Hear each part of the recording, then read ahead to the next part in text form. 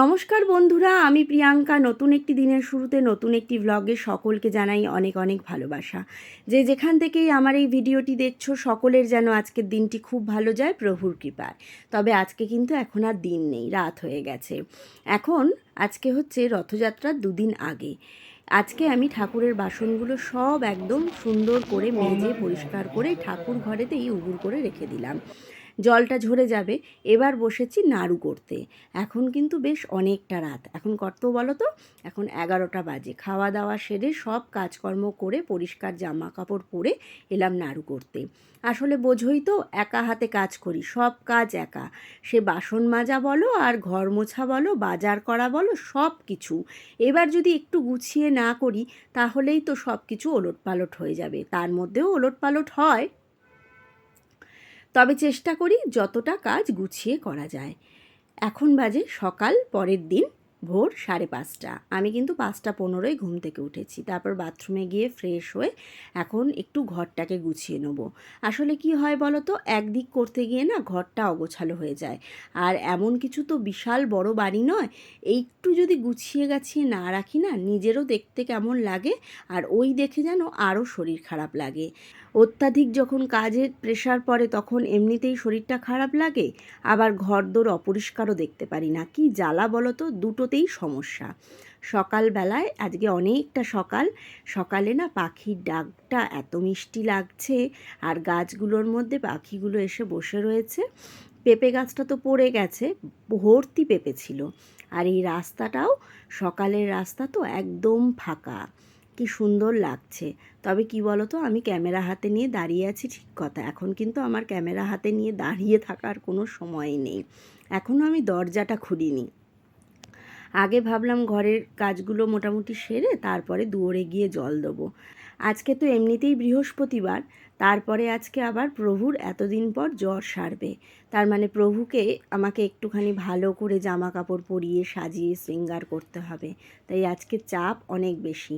আর এত তাড়াতাড়ি উঠেছি, না উঠলে কি বলো তো, একদম সময়ের সাথে কুল করতে পারবো না। সেই দেখবো আমার 4টে বেজে যাচ্ছে। এখন বাজে সকাল 7টা। আমি একদম স্নান করে নিয়েছি। স্নান করে আমি এখন যাচ্ছি দুধ আনতে, কারণ আজকে প্রভুকে পায়েস করে দিতে হবে। প্রভু তো এতদিন পর জ্বর থেকে সেরে উঠলো, প্রভুর একটু সুন্দর করে আজকে সেবা করতে হবে। এবার সকাল 7টার সময় আমাদের পাড়ার যে দোকানটা আছে, সেই দোকানে কিন্তু দুধ বসে না। এবার ওর জন্য যদি আমি অপেক্ষা করি তাহলে 8টা বেজে যাবে। আমার কাজে অনেকটা আর কি পিছিয়ে যাব।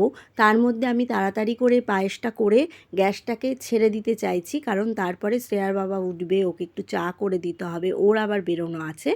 তাই এত তাড়াহুড়ো আজকে। তার মধ্যেই দেখো না, সকাল সকাল গরমও আছে, আবার 2-1 পশলা বৃষ্টিও পড়ছে। এই দেখো আমাদের সেই রাস্তাটা। এই সকালবেলা বেরোলে জানো, এই সময়টায় বিশেষ করে আমার না সেই ছেলেবেলার যখন পড়তে যেতাম ভোরবেলা উঠে, সেই দিনগুলোর কথা ভীষণ মনে পড়ে। আমার মেয়ে তো সেই রকমভাবে ভোরবেলা উঠে কোনো জায়গায় পড়তে যায়নি, কিন্তু আমাদের পড়ার টাইমই ছিল সকালবেলায় উঠে পড়তে যাওয়া। তারপর প্রাইভেট পড়ে এসে স্নান খাওয়া দাওয়া করে সোজা স্কুলে, হাঁপাতে হাঁপাতে।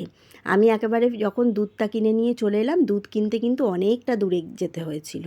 দুধটা কিনে আসার সময় একদম আজকে সকাল সকাল রীতাদির বাড়িতে চলে এলাম, ফুলটা তুলে নিয়ে এলাম।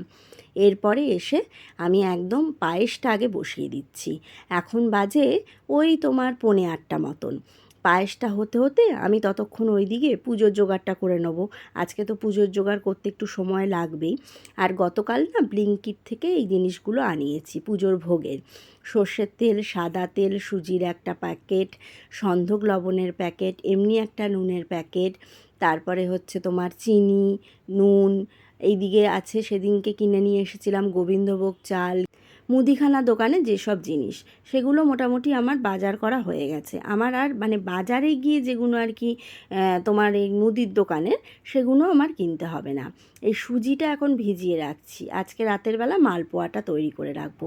আর আমি কি করি জানো, আমাদের তো এখানে ছোবড়া কিনতে হয়, কারণ নারকেল ওরমভাবে কে ছাড়াবে। ছোবড়াটাকে আমি এরমভাবে কৌটোতে করে রেখে দিই। দেখো আমার আজকে প্রভুকে শৃঙ্গার করা হয়ে গেছে। অনেক দিন পর আজকে প্রভুকে শৃঙ্গার করলাম, 15 দিন পর। মালা একটা কিনে নিয়ে এসেছিলাম, আর তার সাথে তো ওই সাদা ফুলগুলো রয়েছে। এইটা কিন্তু প্রভুর আগের বছরের জামা। আর গোপু সোনার এটা পুজোর জামা, এটা পুজোর সময় হাতিবাগান থেকে কিনে নিয়ে এসেছিলাম। অনেক দিন পর আজকে সকালটায় ঠাকুরের জায়গাটা পুরো একদম সিংহাসনটা সুন্দরভাবে লাগছে। এই কদিন তো মায়েদেরও কোনো ফুল দিতে পারিনি, তাই একসাথে সবাইকেই আজকে শৃঙ্গার করতে পেরেছি। এখন বাজে সকাল 11টা। আমি আবার যাচ্ছি বাজারে, আর এখন যে বাজারে যাচ্ছি এখন হচ্ছে সবজিটা কিনে নিয়ে আসবো। সবজি ফল এগুলো তো কেনা হয়নি, এইগুলো কিনতে এখন বেরোতে হচ্ছে। কতবার দিনের মধ্যে বাজার যেতে হয় বলো তো। আর আজকে প্রভুকেও সুন্দর করে এখানেও তো নতুন করে সাজিয়েছে দেখো। বাজার থেকে এসেছি 8 ঘন্টা 40 মিনিট হয়ে গেছে। বাজারে গিয়ে আর কিছু ভিডিও করতে পারিনি, এত ঝমঝমিয়ে বৃষ্টি হচ্ছে বলার কথা নয়, ক্যামেরা হাতে নিতে পারছি না। আর শরীর তো ভালো ছিল না, তবে আজকে মনে হচ্ছে শরীরটা গতকালের থেকে অনেকটা ভালো। তাই এসে রান্না করতে হবে সেই একটা মাথায় চাপ আছে, ওই জন্য বাজারে গিয়ে আর ভিডিওর কোনো রকম ব্যাপারই করিনি। তাড়াতাড়ি করে ঝটপট করে বাজার করেছি আর চলে এসেছি। তবে এই বাজার লাস্ট নয়, আবার আমাকে কালকে যেতে হবে। আজকের মতন এটা লাস্ট, আজকে আর বাইরে বেরোতে হবে না, যা আছে এবার ঘরের কাজ। ভাত বসিয়ে দিয়েছি, আর এখানে বসিয়েছি হচ্ছে ডাল, মুগ ডাল। আজকে ভাতটা হাঁড়িতে করছি, তার কারণ হচ্ছে আজকে দুবেলার জন্য রান্না করছি, ওই বেলা আর কোনো ঝামেলা করব না, এমনিতেই নিরামিষ। আর শ্রেয়ার বাবা তো বেরিয়ে গেছে কাজে, ও তো রাতের বেলা এসে খাবে, ওই জন্য এই বেলা আমি আর শ্রেয়া খাবো, আর রাতের বেলা আবার 3 জনে খাবো। ভাত বসিয়েছি ওইখানে, আর এখানে মুগ ডালটা ভেজে বসিয়ে দিয়েছি। এখানে নিয়েছি দেখো সোয়াবিন, সোয়াবিনটা সেদ্ধ করে রেখে দিয়েছি, সোয়াবিনের তরকারি হবে। আর ডালটা ফুটছে, লাউ ডাল করবো, লাউটা কাটাও হয়ে গেছে।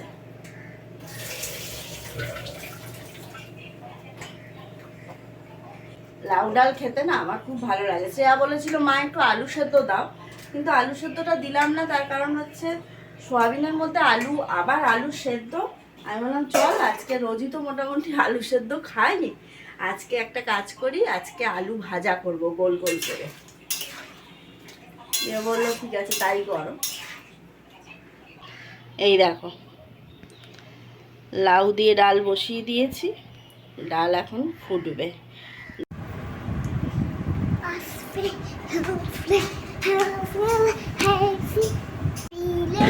সুখ নেই কপালে, সুখ নেই কপালে, কার কপালে সুখ নেই বলে দে। আবার আমাদের কপালে সুখ নেই। খুব নাচছিলাম যে আজকে খুব আনন্দ, কাজ মোটামুটি একটু হালকা, অনেকটা কাজ করে ফেলেছি। গেল কারেন্টটা চলে যাওয়ার পর অন্ধকারে কি যে রান্না করলাম। মিক্সিতে তো আদাটাকে, এদিকে আসো টোটো আমি কথা বলতে, মিক্সিতে আদাটা বাটতে পারলাম না, সেই আদাটাকে ঘষে দিয়ে দিলাম সোয়াবিনের তরকারির মধ্যে। যাই হোক, যা হয়েছে হয়েছে। তার মধ্যে আমাদের এই যে চলে এসছে, ইয়ে, কালকে কিসের ছুটি বলে দাও সবাইকে।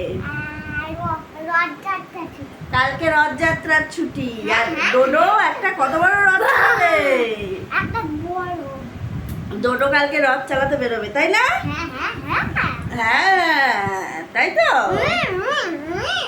তাহলে আমরা কি করব, রথ দেখে কি খাবো বলে দাও। রথ দেখলে কি খেতে হয়? না না, নকুনদানা তো দেবে, জিলিপি খেতে হয়, পাঁপড় ভাজা খেতে হয়। আর এই বৃষ্টি, আমি জিলিপি খাবো। ঘন্টায় ঘন্টায় আসছে, আর যখন আসছে ঝমঝম করে। ভাগ্য ভালো যে আজকে ভিজিনি, যদি ভিজতাম না আবার জ্বরটা আসতো। কিন্তু ওই বাজারে ঢুকে গেছি, তারপরে বৃষ্টিটা নেমেছে, তার আগে নামলেই ভিজতাম। তুই ভিজেছিস আজকে স্কুলে গিয়ে? তাই যতই বলবো যে তাড়াতাড়ি করব, সেই বেজে গেল 2:30। এই কারেন্টটা চলে গিয়ে পুরো একদম সব গুলিয়ে দিল। আর অন্ধের মতন রান্না করেছি, কি হয়েছে আমি জানি না, কারণ কিচ্ছু আমার রান্নাঘরেতে এমনিতেই কিছু দেখা যায় না, তার মধ্যে একদম গুটগুটে হয়ে গেছে, এবং লাইট ছিল না, তার মধ্যেই রান্না করেছি। দেখো প্রচণ্ড খিদেও পেয়েছে, খাবো। গরম গরম ভাত দুবেলার, আর এই যে আলু ভাজা, আলু ভাজার সাথে হচ্ছে কাঁচা লঙ্কা, আর এই যে লাউ দিয়ে আজকে ধনে পাতা দিয়ে করেছি মুগ ডালটা, কিন্তু ওই যে ঘরে যে অবজেকশন করে সে আরম্ভ করে দিয়েছে, তার শুধু খালি ডাল খেলেই অম্বল হয়। আর এই দেখো সোয়াবিনের তরকারি করেছি ঝাল ঝাল করে। চলো এবার খাই গিয়ে। আজ দুপুরবেলায় বেশ খানিকটা সময় না একটু রেস্ট নিতে পেরেছিলাম। রেস্টটা নেওয়া আমার খুব প্রয়োজন ছিল, না হলে শরীরটা না খুব খারাপ করছিল। আসলে কি বলো তো, ভিতর থেকে তো শরীরটা খারাপই, আমি তো ওষুধ দিয়ে চেপে চেপে রেখে দিয়েছি। তারপরে সন্ধে দিয়ে আমি একদম এসে এখন ভাজছি হচ্ছে মালপোয়াগুলো একদিন আগে করে রাখি। আমি জন্মাষ্টমীর সময়ও তাই করি, জানো তো। মালপোয়া, তালের বড়া এগুলো একদিন করি, আর একদিন করি নাড়ুটা একটু আগে করি, কারণ নাড়ুটা আরেকটুখানি ঠিক থাকবে। আর মালপোয়াগুলো সকালবেলা তো দেখলেই সুজিটা আমি ভিজিয়ে রেখেছিলাম, আর কলাটা না বেশ কয়েকদিন আগে আমি এনে রেখে দিয়েছিলাম, যাতে একটু ভালো করে পেকে যায়। কারণ আমাদের এখানে বাজারের কলাগুলো না বড্ড কাঁচা কাঁচা থাকে গো। হাতে এখন প্রচুর কাজ, কিন্তু এই যে মালপোয়া বলো বা তালের বড়া বলো, এইসব বানাতে গেলে না তোমার সময় একটুখানি মানে বাঁচবে না, সময় নষ্ট হবেই। কারণ এমন একটা জিনিস, এইটাকে রেখে গিয়ে আমি অন্য কাজ করতে পারবো না, ঝটপট করে হয়ে যাবে। আর আলু ভাজা বলো বা এইরকম ভাজাকে আমি আস্তে দিয়ে করতে পারবো, কিন্তু এটার পরিমাণটাও অনেক, তাই সময়টা নষ্টই হচ্ছে। আমার এখন না পুরো হাতটা নিষ্পিস নিষ্পিস করছে, মনে হচ্ছে এই সময় আমার ঠাকুরের ওইখানে অনেক কাজ বাকি আছে, সেগুলো হয়ে যেত, কিন্তু কিছু করার নেই। আবার রোহিত বলেছে ও কালকে 11টা 11:30টার মধ্যে পুজো করতে আসবে। কখন কি করব আমি জানি না, মনে হচ্ছে সারা রাত ঘুমাতে পারবো না। কালকে সকালবেলা ঘুম থেকে উঠেই এই যে এইটা পুরো পরিষ্কার করেছি, চিমনিটা পরিষ্কার হয়ে গেছে। ফ্রিজে তো কিছু রাখবো না, কিন্তু এমনি ফ্রিজে যেগুলো আর কি মানে কি বলবো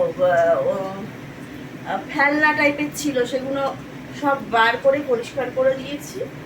আর শ্রেয়ার বাবা বলছে মাস্ক পরে করো, কিন্তু ব্যাপারটা হচ্ছে মাস্ক যে পরবো, প্রচণ্ড গরম লাগছে, একে তো এইসব ঘামছি, তার মধ্যে হচ্ছে মাস্কটা পরলে মুখটাও বন্ধ হয়ে যাবে, আরও ঘামবো, ওই জন্য মাস্কটা পরছি না। একটু এইদিকে এসে কথা বলছি। চুলটা দেখো না, আজকে শ্যাম্পু করে নেওয়ার কথা, কিন্তু আজকে তো অম্বাবচী ছেড়েছে, তাই শ্যাম্পু করতে পারলাম না। এমনিতেই আমার চুল চিপকে থাকে, তার মধ্যে মাথাটা দেখে মনে হচ্ছে না এক মাথা তেল দিয়েছি। এই অবস্থাতেই থাকবো, কালকে সকালবেলা উঠে স্নান করব শ্যাম্পু করে। আর সারাটা সন্ধে দাঁড়িয়ে দাঁড়িয়ে এই শেষ হলো মালপোয়া ভাজা, এক থালা হয়েছে। এবার এগুলোকে একদম গুছিয়ে সুন্দর করে রেখে দেব।